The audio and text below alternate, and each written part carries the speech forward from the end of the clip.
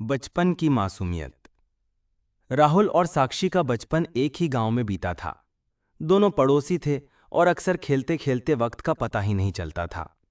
कभी पेड़ पर झूलना, कभी खेतों में भागना, तो कभी मिट्टी से छोटे छोटे घर बनाना। उनके लिए यही सबसे बड़ा सुख था। साक्षी हमेशा राहुल से कहती, देखना राहुल, जब हम बड़े होंगे ना, तब भी ऐसे ही खेलेंगे। तू कहीं जाएगा तो मैं तुझे पकड़कर वापस ले आऊंगी। राहुल हंसकर कहता, अरे पगली, जब हम बड़े हो जाएंगे तो हमें काम धंधा करना पड़ेगा। लेकिन बचपन का रिश्ता बहुत ही सच्चा था। दोनों के बीच एक ऐसी डोर बंध चुकी थी जिसे समय भी तोड़ नहीं सकता था। समय बीता, दोनों किशोर हो गए। राहुल के पिता किसान थे, लेकिन कर्ज और गरीबी ने उनका जीना मुश्किल कर दिया था। राहुल पढ़ाई में अच्छा था, पर पैसों की तंगी के कारण कई बार पढ़ाई बीच में छूटने की नौबत आ जाती। दूसरी ओर साक्षी का परिवार थोड़ा संपन्न था। उसके पिता गांव के प्रधान थे और चाहते थे कि साक्षी शहर जाकर पढ़ाई करे।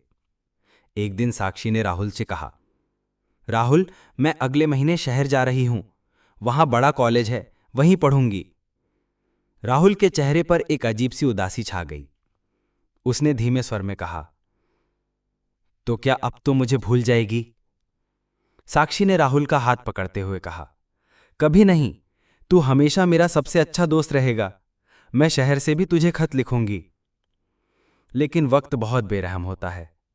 धीरे धीरे खत कम होते गए और फिर बंद हो गए। राहुल ने इंतजार किया, मगर चिट्ठियां आना बंद हो गई। अगर आपको ये कहानी पसंद आई हो तो अभी लाइक करें, शेयर करें और हाँ, चैनल को सब्सक्राइब करना बिल्कुल न भूलें। आपकी सपोर्ट ही हमारी ताकत है। राहुल ने हिम्मत नहीं हारी। उसने मेहनत कर करके पढ़ाई पूरी की और शहर जाकर नौकरी कर ली। दिन रात की मेहनत ने उसकी जिंदगी बदल दी। लेकिन उसके दिल के किसी कोने में अब भी साक्षी की यादें बसी हुई थीं। कभी कभी राहुल सोचता, शायद साक्षी ने मुझे भुला दिया होगा। शायद उसने शादी कर ली होगी। लेकिन फिर खुद को समझा लेता, नहीं, अगर हमारी दोस्ती सच्ची है तो वो मुझे कभी नहीं भूलेगी। कई साल बाद एक दिन राहुल अपने ऑफिस से घर लौट रहा था।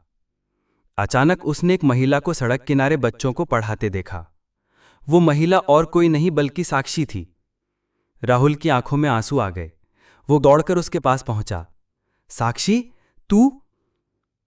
साक्षी ने उसकी तरफ देखा और पल भर के लिए चुप रह गई।